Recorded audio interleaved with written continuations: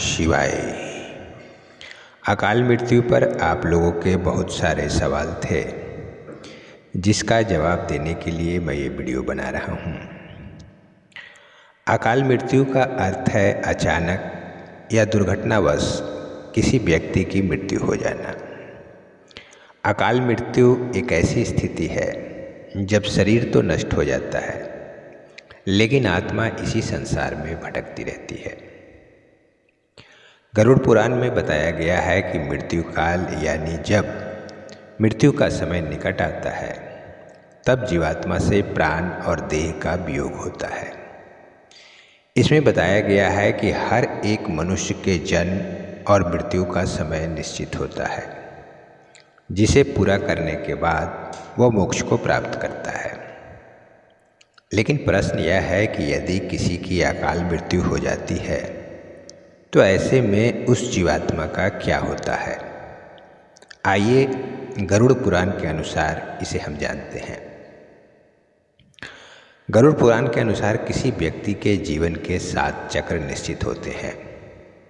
इस चक्र को पूरा कर जिस व्यक्ति की मृत्यु होती है, वह मोक्ष को प्राप्त करता है, और जो इस चक्र को पूरा नहीं करता है, वह अकाल मृत्यु को प्राप्त होता है।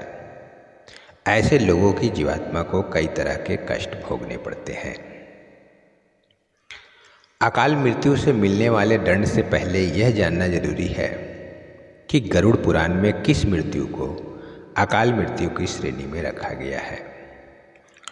तो गरुड़ पुराण के सिंहालोकन अध्याय में बताया गया है कि अगर किसी की मृत्यु भूख से पीड़ित होकर, हिंसक प्राणी द्वारा फांसी लगाकर, जहर पीकर, आग से जलकर, जल में डूबकर, सांप के काटने से, या किसी दुर्घटना के कारण, या फिर आत्महत्या करने से होती है, तो वह अकाल मृत्यु को प्राप्त हो जाता है।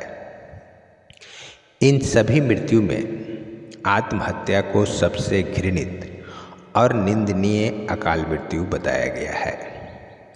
आत्महत्या को भगवान विष्णु ने परमात्मा का अपमान करने के बराबर बताया है। अब हम ये जानते हैं कि कैसे होती है अकाल मृत्यु। तो कुछ लोग स्वयं आत्महत्या कर अकाल मृत्यु को प्राप्त होते हैं, तो कुछ दुर्घटना का शिकार हो जाते हैं।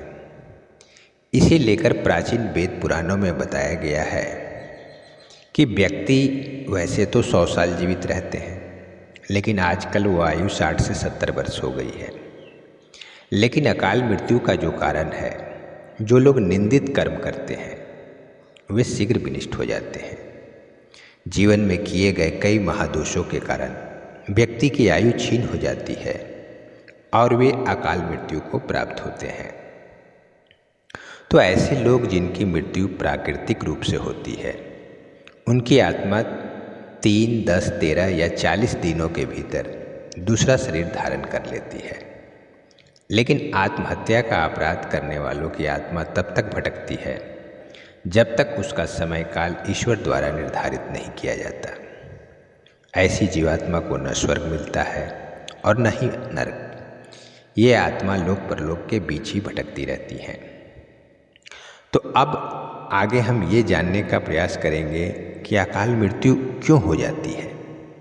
तो गरुड़ पुराण में बताया गया है कि पाप करना, दुराचार करना, स्त्रियों का शोषण करना, झूठ बोलना, भ्रष्टाचार व कुकर्म और पितृदोष अकाल मृत्यु के कारण माने जाते हैं।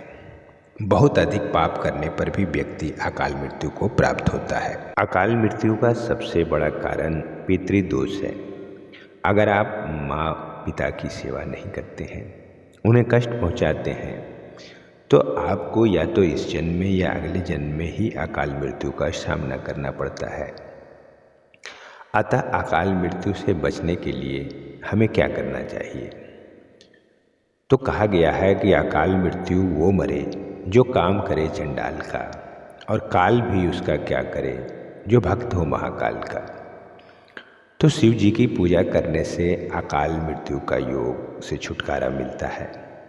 वहीं अगर आपको अकाल मृत्यु का भय हो, तो जल में तिल और शहद मिलाकर भगवान शिव का अभिषेक करना चाहिए और इसी के साथ आपको महामृत्युंजय मंत्र और ओम नमः शिवाय मंत्र का जप करना चाहिए। उम्मीद करते हैं कि यह वीडियो आपको पसंद आया होगा। धर्म, अध्यात्म और जीवन के सत्य को जानने के लिए आप अपने चैनल दिव्यांश दीप को सब्सक्राइब जरूर कीजिए और इसे लाइक और शेयर भी जरूर कीजिए। और ऐसे ही ज्ञानवर्धक वीडियो को सबसे पहले देखने के लिए आप नोटिफिकेशन बेल प्रेस करना ना भूलें। जय श्री कृष्ण।